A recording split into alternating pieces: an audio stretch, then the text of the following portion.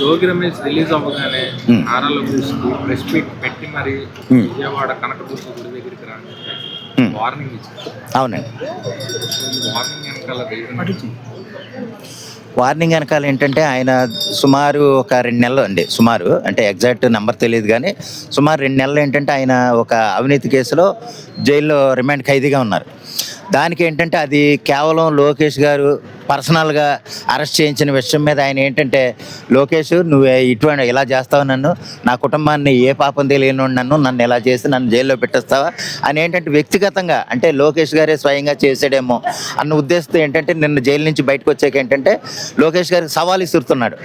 నేను ఇలా చేశాను, నేను ఏ తప్పు చేయలేదు, నేను ఏ పాపం చేయలేదు, దమ్ముంటే నువ్వు దుర్గగుడి దగ్గరికి వచ్చి ప్రమాణం చేయి, అది నిజమని ఒప్పుకో, నేను ఏ తప్పు చేయలేదని. ఆ విధంగా ఏంటంటే నేను ప్రమాణం చేస్తాను, అదే సమయానికి నువ్వు ఒక వారం రోజుల్లో దుర్గగుడి దగ్గరికి వచ్చి నీ ప్రమాణం నువ్వు చేసి నేను ఏ తప్పు చేయలేదని, అదే మీరు ఏ తప్పు అని, మీరు నిజంగా నా వ్యక్తిగతంగా నా కక్ష కొద్దీ నన్ను జైల్లో పెట్టలేదని మీరు ఒప్పుకోండి అనేసి ఆయన ఏదో సవాలు విసురుతున్నాడు. అది యాక్చువల్గా ఏంటంటే అది పూర్తిగా కరెక్ట్ కాదండి. అది ఎందుకంటే వ్యక్తిగతంగా ఎవరో కూడా పని పాట లేకుండా కేసులు పెట్టరు. వాళ్ళకి ఏదన్నా ప్రూఫ్ కానీ ఆయన అవినీతిపరుడిగా ఏదన్నా ఒక లీక్ దొరికితే తప్ప అది పూర్తిగా తీసుకునేది ఏంటంటే లీగల్ డిపార్ట్మెంట్. చట్టం తన పని తాను చేసుకుపోతుంది అన్నట్టుగా లీగల్ తన పని తాను చేసుకుపోద్ది. పోలీసులు ఆ పని ఆ విధంగా ప్రూఫ్ ఉంటేనే అరెస్ట్ చేసి జైల్లో పెడతారు తప్ప అది లోకేష్ గారికి కూడా అధికారం లేదు. ఆయన ఏదైనా సరే ఒక విషయం చెప్పి, ఇదిగో జోగి రమేష్ గారు ఈ విధంగా తప్పు చేశాడు కాబట్టి దాని మీద ఏదైనా ప్రూఫ్ ఉంటేనే మీరు అతను అరెస్ట్ చేయండి అని చెప్తారు తప్ప, అంతేగాని లోకేష్ వ్యక్తిగతంగా ఆయన అరెస్ట్ చేసేంత అధికారం అయితే ఉండదు. ఎంత మంత్రి అయినా సరే, ఏదైనా సరే, ఏ తప్పుకైనా సరే ప్రూఫ్ ఉండి దానికి ఆధారాలు ఉంటేనే అరెస్ట్ చేయడం జరుగుద్ది. ఆ విధంగా ఆధారాలు దొరికినాయి కాబట్టి జోగి రమేష్ గారిని అరెస్ట్ చేశారు, అంతే తప్ప ఈ లోకేష్ గారి మీద సవాలు విసరటం అనేది, లోకేష్ దానికి సమాధానం చెప్పాలనేది మాత్రం కరెక్ట్ కాదు.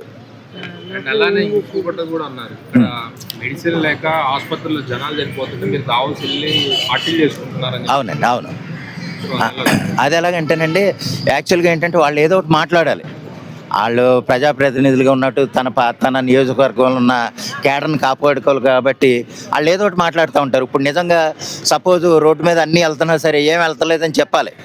నేను ఈరోజు నిరహార దీక్ష చేసేవాడు భోజనం చేసినా కానీ నేను అసలు నిరహార దీక్ష చేస్తున్నానని చెప్పాలి.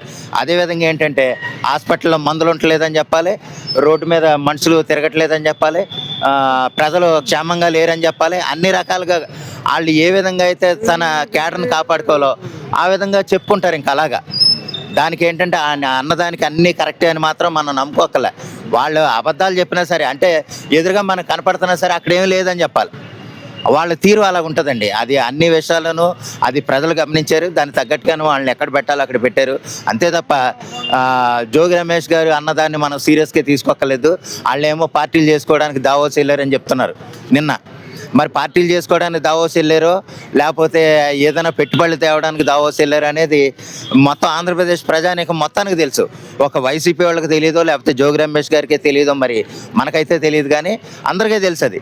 అలాగేంటంటే లేనిపోని మాట్లాడి పార్టీలు చేసడానికి వెళ్ళినా అక్కడ దావోస్ అనేది వీళ్ళని ప్రత్యేకంగా వెళ్ళడానికి కుదరదండి.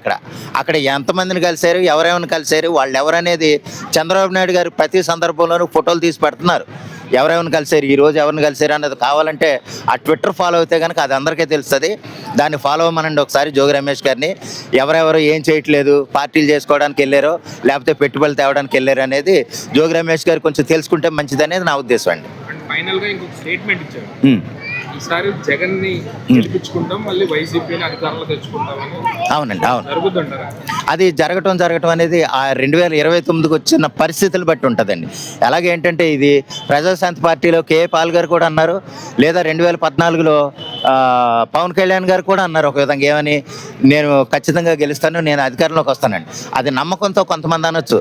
తర్వాత ఆయన అదే పట్టుదలతో ఎవరో పవన్ కళ్యాణ్ గారు అదే 2014లో ఫెయిల్ అయినా కానీ 2019లో కూడా ఫెయిల్ అయినా కానీ 2024లో ఏ విధంగా దూసుకొచ్చారనేది మనకు తెలుసు. ఒక నమ్మకంతో చెప్పొచ్చు. కానీ ఏంటంటే ఆల్రెడీ కొంతమంది ప్రజలు తిరస్కరించిన తర్వాత దాన్నే గొప్పగా చెప్పడం అనేది అది జరగదు.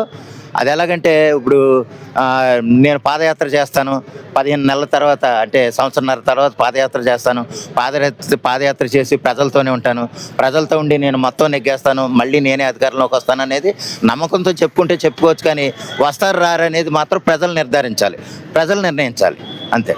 అందరికీ నమస్తే, దిస్ ఈజ్ కరాటే కళ్యాణి.